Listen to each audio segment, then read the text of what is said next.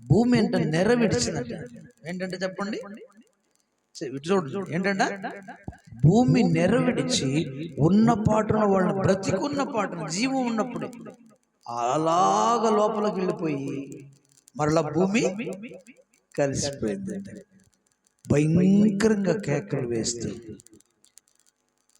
ఎంతో మంది ఆ భూమి చేత మృంగబడ్డారు. అలా తెరిచి వాళ్ళగా చీలిపోయింది.